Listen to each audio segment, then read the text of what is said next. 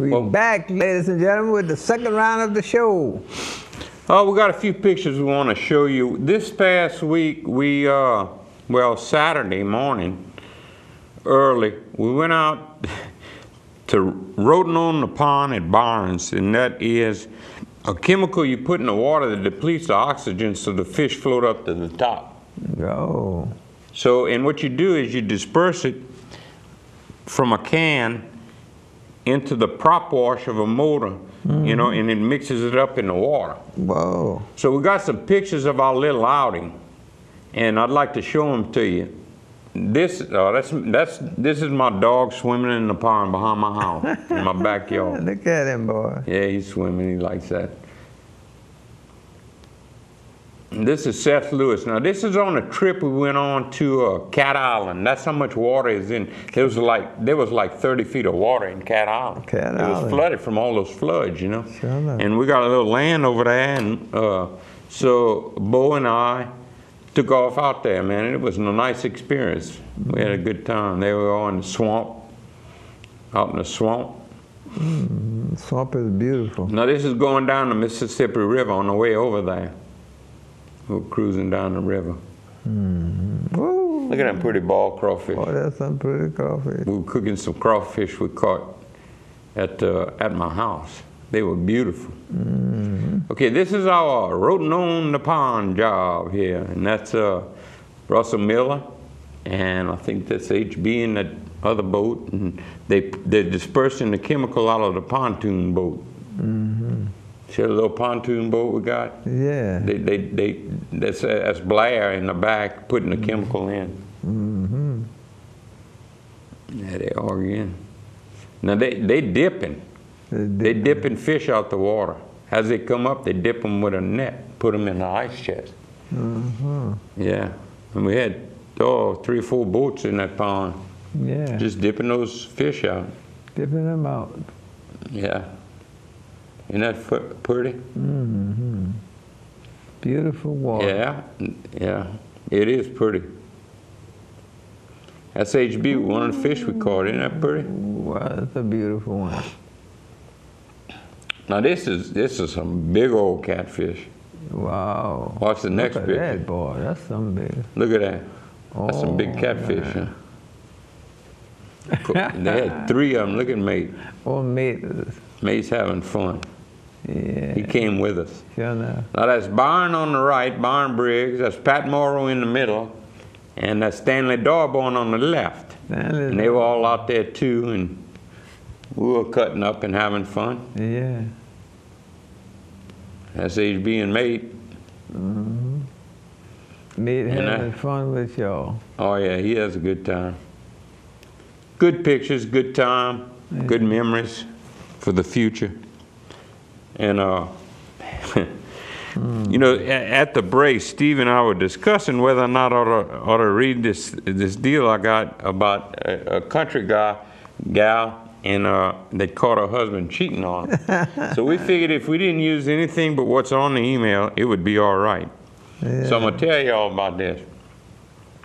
A country wife came home just in time to find her husband in bed with another woman. With superhuman strength, born of fury, and cutting firewood, lifting sacks of feed and bales of hay, she dragged him down the stairs, out the back door, into the barn. She put his manhood in a vise, and then she secured it tightly and removed the handle off the vise. Oh my God. What a... Next thing she did, she picked up an old carpenter's saw. The banged up cheater was terrified and hollered, "Stop, stop. You're not going to cut it off with that rusty saw, are you?" The wife, with a gleam of revenge in her eye, put the saw in her husband's hand and said, "No, you are. I'm going to set the barn on fire." I can't believe some of the stuff they do. Oh man. Let's see what I want to say. What I had read the other day in the paper. There'd been a lot of openings and stuff, huh? Yeah. Oh, I know what it was.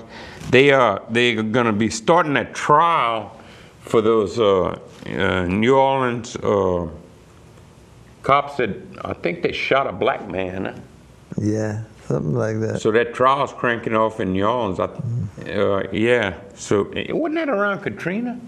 I think so. Yeah. So anyway, we're gonna see we're gonna keep y'all posted on what goes on there, huh? Mm-hmm. And got a new funeral home coming. I mean, not a funeral home, cemetery coming. New cemetery, huh? Yeah, Chubby Hands and Charlie Jagno are clerk of court over here. Yeah. They're gonna be opening a cemetery on LA 31, Leonville Highway. Leonville Highway. Did you know that? No, I didn't know that. Yeah, I was talking to Chubby the other day at the bank, and he told me. I've been hearing about him talking about cemetery, but hadn't seen none come up yet. So we're going to be seeing one soon, huh? Yeah. Let us hear from you people who want to know something or have something that you want us to tell about on the show, and we'll be glad to do it. I want to say hello to my good friend up in Spring Hope, North Carolina, John Bass. He called me the other day. He was gone fishing. Go on, get that fish, huh? Yeah, and the judge got married to a young woman. The judge up there in Virginia. Yeah. He got married to some young woman. John was up there for the wedding. Sure enough. Yeah, he's gonna have a ride now. You got a nice wedding, young man getting himself into young blood women. I got another one for you. Hi, Bob. I really need your advice on a serious problem. I've suspected for some time now that my wife has been cheating on me. No. The usual signs: if the phone rings and I answer, the caller hangs up. She goes out with the girls a lot. I try to stay awake to look out for her when she comes home, but I usually fall asleep. Anyway, last night, about midnight, I hid in the shed behind the boat. And she came home and got out of somebody's car, buttoning her blouse up, and then took her underwear out of her purse and slipped them on. It was at that moment that I crouched behind the boat and I noticed a hairline crack in my outboard engine mounting brackets. Oh, my. Is that something I can weld, or do I need to replace it? He didn't seem too interested in the wife cheating, huh? He wanted to know if he could fix his motor, you know? Okay. Motor not accurate, working good enough, man. An interesting letter in the Australian Shooter magazine, folks. This week. Shooter magazine. If you consider that there has been an average of 160,000 troops in Iraq, in the Iraq theater of operations during the past 22 months, and a total of 2,112 deaths, that gives a firearm death rate of 60 per 100,000 soldiers. Whoa. The firearm death rate in Washington, D.C. is 80.6 per 100,000 for the same period. That means you are about 25% more likely to be shot and killed in the U.S. Capitol, which has some of the most strictest gun control laws in the United States, than you are in Iraq. Conclusion? The U.S. ought to pull out of Washington. Next. Huh? Next, I'm going to read this to all you people over 50 years old, okay? If you're over 50 years old. Okay, let's listen to it. All right. You begin by standing on a comfortable surface where you have plenty of room on each side. With a 5-pound potato bag in each hand, extend your arms straight out from your sides and hold them there as long as you can. Try to reach a full minute and then relax. Each day you'll find that you can hold this position for just a bit longer. After a couple of weeks, move up to 10-pound potato bag. You move up to 10-pound potato bags. Then try 50-pound potato bags, and then eventually try to get to where you can lift 100-pound potato bags in each hand and hold your arms straight out for more than a full minute. Okay? That's the level I'm at right now. Yeah. Yeah. After you feel confident at that level, put a potato in each bag. A potato in each bag.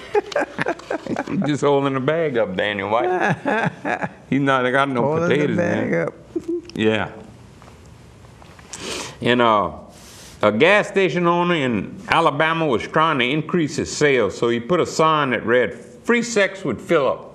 Free sex with Philip? So a local redneck pulled in, filled his tank, and asked for free sex. The owner told him to pick a number from 1 to 10, and if he guessed it correctly, he would get his free sex. The redneck guessed 8. The proprietor said, "You were close, the number was 7. Sorry, no sex this time." A week later, the same redneck, along with his brother Bubba, pulled up for another fill-up. Again, he asked for the free sex. The proprietor again gave him the same story and asked him to guess the correct number. The redneck guessed 2 this time. The proprietor said, "Sorry, it was 3. But you were close, but no free sex this time."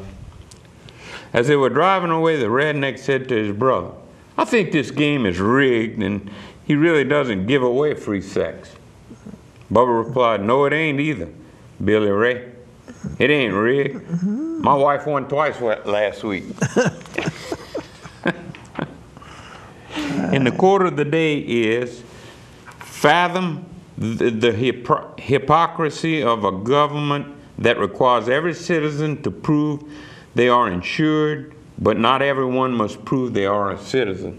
You got that? Yeah. I'm going to read that for you again. Quote of the day.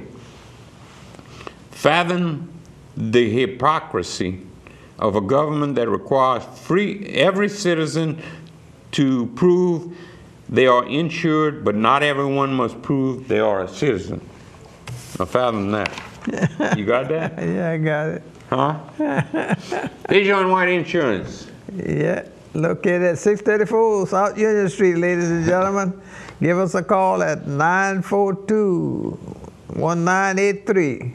Yeah, give us a call and let's see if we can. It doesn't cost anything for a quote, and we certainly have good rates and have don't been forget able about to sell. Daniel White, DeJean Insurance, life insurance. A lot of people need life insurance. I've been running across a lot of people that going around looking for help to bury their people.